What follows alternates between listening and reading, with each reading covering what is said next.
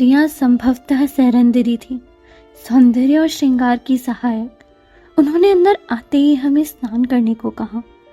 अपने राज्य की स्त्रियों की ओर जब हमने देखा तो उनके मुख पर हतोत्साहित और भयाकुल भाव यथावत था। हम भी उनके आदेशों का पालन नहीं करना चाहते थे। ईश्वर जाने इन्होंने हमारे लिए क्या निश्चित किया था। परिणाम स्वरूप हम भी अपने स्थान पर अड़िग खड़े रहे। तभी साम्राज्य की एक वृद्ध महिला हमारे समीप आ अपने घुटनों पर गिरकर बोली, राजकुमारी। अपनी याचना भरी स्वर में उन्होंने कहा, आप इस समय जो भी सोच रही हैं वो आप सबके लिए एक विकटदायी स्थिति उत्पन्न कर सकती है, इसलिए कृपया हमारा सहयोग करें। हमने उनकी बातों को अनसुना कर दिया। हमारी ओर देखें, अपने ऊंचे स्वर में उन्होंने कहा, हम भी तब से यही है जब से हमारा राज्य युद्ध में पराजित हुआ है। यदि आप कोई कष्ट नहीं भोगना चाहती हैं तो निर्देश अनुसार जो कह रहे हैं वो करें। उनकी बातें सुनकर पुनः हमारे नेत्रों से जलधारा बहने लगी। हम भी इस बात से भली भांति परिचित थे कि यदि हमने इनकी आज्ञा का पालन नहीं किया तो परिणाम हानिकारक और असहनीय होगा। हृदय कठोर करके हमने इनके कहे अनुसार करने का निर्णय लिया। हम नहीं चाहते थे कि अब और कोई भी भुगते। हम अपने भाईसा की रक्षा तो कर नहीं पाए, किंतु इन स्त्रियों की सुरक्षा का उत्तरदायित्व अब हमारे कंधों पर था।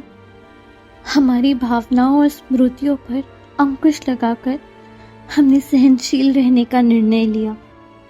हम सब कक्ष से बाहर आ गलियारे से होकर महल के प्रांगण में चलते चलते सूर्य की किरणों से प्रकाशित एक विशिष्ट सभा कक्ष के बाहर खड़े हुए थे। अपने मुख को घूंघट से ढक हमने अन्य स्त्रियों के साथ सभा कक्ष में प्रवेश किया। घूंघट के कारण हम कुछ देख तो नहीं पा रहे थे, परंतु हमारे विषय में लोगों के मध्य जो धीमे स्वर में वार्तालाप चल रहा था वो हमें स्पष्ट सुनाई दे रहा था। हम सिंहासन के निकट जा खड़े हुए। हमारे हृदय की कंपन बढ़ने लगी और अचानक उद्घोषक ने घोषणा की, सावधान! महाबलेशगढ़ के राजकुमार राजवर्धन महाबलेश राज्यसभा में पधार रहे हैं। कृपया राजकुमार के सम्मान में सब खड़े हो जाएं। सभा में मौन छा गई। सब संपूर्ण रूप से शांत हो गए थे। राजकुमार के आगमन से ये पूरा कक्ष उनकी आभा के तेज से ज्योतिर्मय हो गया। ये देख हम घबरा गए थे। उनके बढ़ते पदचिन्हों की ध्वनि से मानो ये पूरी राजसभा गूंज रही थी। राजकुमार ने आसन ग्रहण कर अन्य को बैठने का संकेत दिया। आज की चर्चा आरंभ हो। उनके स्वर में ऐसी प्रबलता और ऐसा प्रभाव था कि भय से कोई भी उनके समक्ष घुटनों के बल गिर जाए। राज दरबारी ने अपने स्थान से उठकर सभा के विषय पर चर्चा आरंभ करते हुए कहा कि युवराज, प्रतापगढ़ से युद्ध में विजय होने की राशि में 520 अश्व, 124 गज अन्य पशु, 870 किलो नाना प्रकार के आभूषण और जवाहरात, 1450 युवक एवं हर आयु की 590 स्त्रियां हमारे साम्राज्य ने संग्रहित किया है। हमारी आपसे याचिका है कि इन सभी संसाधनों को हमारे मंत्री दल में बांट दें।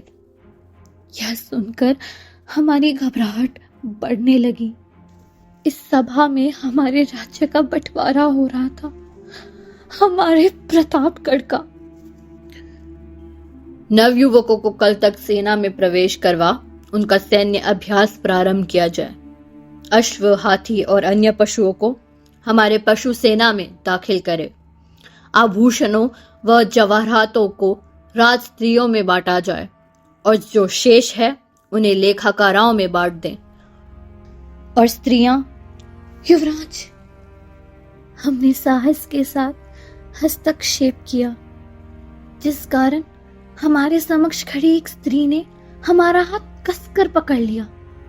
अचानक सभा में सब शांत हो गए और दरबारी ने क्रोध भरे स्वर में कहा, क्या आपको इस बात का ज्ञान नहीं कि युवराज के सामने कैसे व्यवहार करना है? और युवराज ने अपने वर्चस्व भरे स्वर में पूछा कि तुम्हारा इतना दुस्साहस कि तुमने हमें टोका? कौन हो तुम? उनके धीमे स्वर में ऐसा भारीपन और गहनता थी कि हमारा तन सिहरने लगा। युवराज, दरबारी ने हल्के से मुस्कुराते हुए कहा कि ये प्रतापगढ़ की राजकुमारी है, अभिश्री। ओ, दुष्टता भरी मुस्कान से अपने मुख को अलंकृत कर वे सिंहासन से खड़े हो गए। हमारी और उनके बढ़ते पदों का हमें अभ्यास हो रहा था। तो हमने एक राजकुमारी को भी जीता है। अद्भुत। हमने अपनी पलकें नीचे झुका ली थी। तो स्त्रियों को, उन्होंने अपनी बात जारी की। युवराज, हमने उन्हें फिर टोका और उनसे प्रार्थना की, हमें आपसे बात करनी है। और यदि हम ना करना चाहे तो? उन्होंने हमारी बात अनसुनी कर दी तो हम निराश हो गए थे। स्वयं को स्थिर कर उनके समक्ष थोड़ा झुकते हुए हमने पुनः अनुरोध किया, कृपया केवल एक अवसर दे हमें बात करने का। हमें अत्यंत तुच्छ होने का अनुभव हो रहा था। वह विचार करने लगे। तभी दरबारी ने कहा, राजकुमारी, ये कोई ढंग नहीं है साम्राज्य के भावी महाराज से बात करने का। कृपया जैसा कहा जाए, एकांत। युवराज ने घोषित किया। युवराज और हमारे अतिरिक्त सब सभा से प्रस्थान करने लग गए। हम एक ही स्थान पर धरे रह गए थे। ऐसे दौड़ते हमारे हृदय को हमने स्मरण कराया था कि हम एक राजकुमारी है, और कहा, युवराज, श्श। हमें चुप करा वो हमारे एकदम समीप आ गए थे। घबराकर हमने एक कदम पीछे ले लिया। उनसे गुलाब के पुष्पों की और एक तीखी सी महक आ रही थी। सर्वप्रथम आपने सभा में हस्तक्षेप कर हमारी बात काटने का दुस्साहस किया। उन्होंने एक कदम और पास लेते हुए कहा, और आपने हमें पुनः टोका, और अब आपको हमसे एकांत में बात करनी है। उनकी वाणी में ऐसी गंभीरता थी कि हम मंद हो गए थे। स्वयं को समझती क्या है आप? हाँ? उनके स्वर में क्रोध निरंतर बढ़ रहा था। हम प्रतापगढ़ की राजकुमारी है। हमने शिष्टता पूर्वक कहा, आपने हमारे साथ अन्याय किया है और आपकी सेना ने हमारे राज्य को लूटा है। अब आप हमारे साथ इस प्रकार का व्यवहार नहीं कर सकते। हमें क्या करना चाहिए और क्या नहीं, इसका शिक्षण आप हमें ना दे। उनके मुख पर आक्रोश स्पष्ट दिखाई दे रहा था। हमारी बात अभी समाप्त नहीं हुई है। हमारे ऐसा कहते ही वे हमारे और समीप आ गए थे। युवराज, हमारा स्वर बिलखने लगा। हम आपके विचारों से भली भांति परिचित हैं। आप हमारे राज्य की स्त्रियों को अपने सेनानियों की दासियों के रूप में नियुक्त करना चाहते हैं, या कदाचित उससे भी अधिक तुच्छ पद पर। हम जानते हैं कि युद्ध में जीती वस्तुओं का प्रयोजन कैसे होता है, किंतु मनुष्य वस्तुएं नहीं। हमारे बिल्कुल समीप आकर उन्होंने कहा, हमें जिसके साथ जो करना है वो हम करेंगे। हम राजकुमार हैं, हमें हमारे अधिकारों का बोध है। और हम राजकुमारी हैं, उनकी सुरक्षा का कर्तव्य हमारा है। परिस्थिति जैसी भी हो, हम उनके साथ खड़े रहेंगे। हम आपसे अनुरोध करते हैं कि उन स्त्रियों को किसी सम्माननीय पद पर नियुक्त करें। उनमें या तो वृद्ध महिलाएं हैं या नवयुवतियां। वो इस प्रकार का काम ना। टोकते हुए उन्होंने प्रश्न किया, और यदि हम आपका अनुरोध स्वीकार ना करें तो राजकुमारी? क्या? हम स्तब्ध हो गए थे।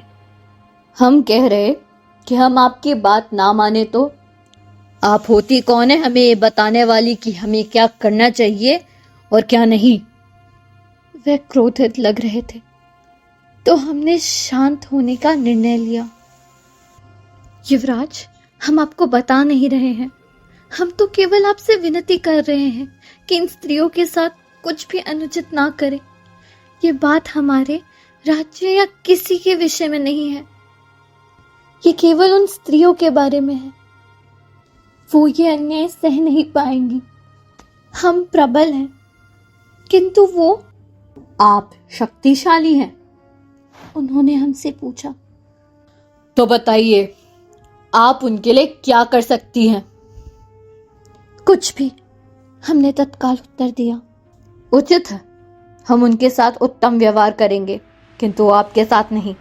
यदि आप चाहती हैं कि वो सब सुरक्षित रहें, तो आपको उनके दंड और उनकी वेदनाएं भोगनी होगी। उनकी इस बात ने हमें झकझोर कर दिया था। क्या? आप राजकुमारी हैं, वो आपकी प्रजा है। यदि आप उनकी सुरक्षा करना चाहती हैं तो? हर शब्द पर जोर देते हुए उन्होंने कहा कि हम चाहते हैं कि उनके स्थान पर आप भुगतें। आपने अपने अहंकारी व्यवहार से हमें कुपित किया है। आपने भरी सभा में हमारी बात काटने का साहस किया है। यदि आप अपने प्रजा की सुरक्षा चाहती हैं, तो आपको ये सब भोगना पड़ेगा। हम मात्र हमारी प्रजा को सुरक्षित देखना चाहते हैं और बस उन पर कोई भी यातना ना हो। हमने हमारे भय पर संयम धरते हुए उत्तर दिया। तो आपको हमारी दासी बनकर रहना होगा। आप वो सारे कार्य करेंगी जो हम आपसे करवाएंगे। आपका मान अब हमारे पैरों तले दबा रहेगा। हम अचंभित हो गए थे। इनकी मांग थी कि हम इनकी दासी बनकर रहे, इनकी चाकरी करें। हमें वो सब करना होगा जो ये कहेंगे। परंतु हम तो एक राजकुमारी थे। हमें तो कभी जल पीने के लिए तक कष्ट नहीं भोगना पड़ता था। हमें विश्वास नहीं हो रहा था कि भाग्य ने हमें कैसी अवस्था में लाकर खड़ा कर दिया। ऐसी स्थिति की तो हमने कभी कल्पना भी नहीं की थी। हम गृहहीन थे और परदेश में। क्या करना चाहिए था हमें? हमारा ध्यान केंद्रित करने हेतु युवराज ने चुटकी बजाई और हम कांप गए। प्रतीत होता है कि आप इतनी भी सबल नहीं। हमारे पास अन्य योजना है। नहीं, हम और अतिरिक्त नहीं सुन पा रहे थे। उत्तर दीजिए, क्या निर्णय है आपका? हम आपकी प्रजा को पीड़ित करें या आपको? उनकी बातें सुनकर हमारे अश्रु बहने लगे। कोई इतना असभ्य और निर्मम कैसे हो सकता है? ऐसा क्या किया था हमने उनके साथ? व्यर्थ करने के लिए हमारे पास समय नहीं है। उन्होंने प्रवुक्त किया। हमें कुछ समझ नहीं आ रहा था। हम नहीं चाहते थे कि हमारी प्रजा ये सब भोगे, और युवराज ना सुनने के लिए सच नहीं थे। हमने उन्हें यहाँ से वहां घूमते देखा और अचानक अपने उच्च स्वर में उन्होंने एक सिपाही के माध्यम से सबको सभा में पुनः उपस्थित होने का आदेश दिया। हमें आभास हुआ कि वो क्या करने वाले थे। तभी हमने उन्हें रोका और रोते हुए कहा, नहीं नहीं नहीं, हमें स्वीकार है। आप जैसा कहेंगे हम वैसा ही करेंगे। हमने स्वयं को कभी इतना विवश नहीं पाया था। हमें विश्वास नहीं हो रहा था कि कैसे हमारी ऐसी परिस्थिति आन पड़ी। सभी सभा में पुनः अपने स्थान पर विराजित हो गए और हमने देखा कि युवराज भी अपने सिंहासन पर बैठ चुके थे। हम एक घोषणा करना चाहते हैं। उन्होंने बात आरंभ की। प्रतापगढ़ से ये आई स्त्रियां जिस भी क्षेत्र में रुचि रखती हैं वहां कार्य कर सकती हैं। सारे बच्चे और स्त्रियां अब हमारी ही प्रजा हैं। अपनी बात का समापन करते हुए उन्होंने हमारी ओर देखा। उनकी ये घोषणा सुनकर हमारे कलेजे को ठंडक पहुंची, किंतु अन्य सभी आश्चर्यचकित थे।